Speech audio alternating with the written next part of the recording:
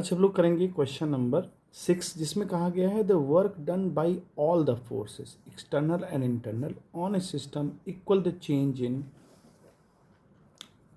Total energy, kinetic energy, potential energy and none of this. तो देखिए इस question को, देखिए ये सारे जो 2-3 क्वेश्चन इसमें जो लाइन से हम इन्होंने ऐसी बर्मान पूछे गए हैं, वो लगभग जो है क्वेश्चन एक दूसरे पे डिपेंड ही हैं। जैसे कि पिछले वाले क्वेश्चन में अगर हम देखें तो पिछला वाला क्वेश्चन हम आपको रिमाइंड कराना चाहते हैं। पिछला वाला क्वेश्चन क्या बोलता था कि work done by external forces equal to change in total energy. अब समझें यहाँ पर टोटल एनर्जी, सारी चीज़ें वही हैं, बस समझने का तरीका है। देखिए टोटल एनर्जी क्या होती है हमारी, उसी 5th वाले क्वेश्चन से ही इसको हम सॉल्व कर लेंगे। External energy, external work done जो है किसके इक्वल होता है, टोटल एनर्जी के। अब टोटल एनर्जी में क्या आता है आपका, पोटेंशियल भी आता है और काइनेटिक भी आता है, क्योंकि मैकेनिकल एनर्जी होती है टोटल एनर्जी।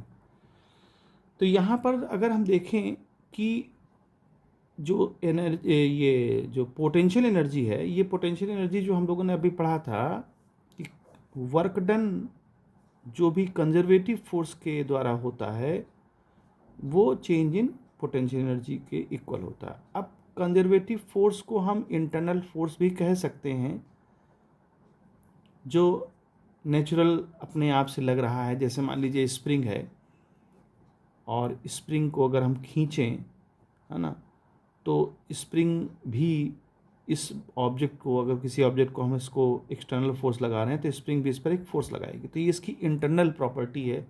जैसे किसी ऑब्जेक्ट को हम ऊपर ले जाते हैं तो जो नीचे फोर्स लगता है ग्रेविटेशनल फोर्स, वो भी इसकी प्रॉपर्टी है। जैसे मान लीजिए कोई चार्ज पार्टिकल है यहाँ रखा हुआ है, 2 चार्ज पार्टिकल हैं, तो इनके बीच में लगने वाला चाहे आपका रिपल्सिव फोर्स हो या नॉन रिपल्सिव फोर्स हो, वो सारा जो है कंजर्वेटिव फोर्स के अंडर में आएगा, और उन्हीं को हम लोग इंटरनल फोर्सेस भी कह सकते हैं कि जो अपने इनहेरेंट जिनकी प्रॉपर्टी होगी, जो नेचुरल प्रॉपर्टी होगी, वही इंटरनल फोर्सेस के फॉर्म में होते हैं। तो हम ये कह सकते हैं कि जो चेंज इन पोटेंशियल एनर्जी है वो कंजर्वेटिव फोर्स की इक्वल होती है, और कंजर्वेटिव फोर्स इंटरनल फोर्स को ही हम बोल सकते हैं। तो तो यहाँ पर ये जो डेल्टा यू है, यहाँ पर हम क्या लिख सकते हैं, इंटरनल फोर्सेस, वो भी निगेटिव साइन में, क्योंकि जो डेल्टा यू होता है माइनस, वो चेंज होता है वर्क डन के, यानी आप ऐसे कह सकते हो delta U is equal to minus W.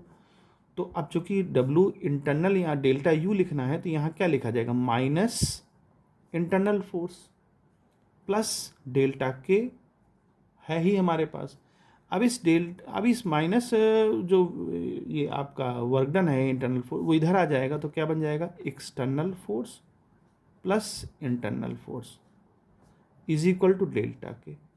और हमें क्वेश्चन में क्या बोला गया है, हमें बोला गया है क्वेश्चन में कि work done by all the forces.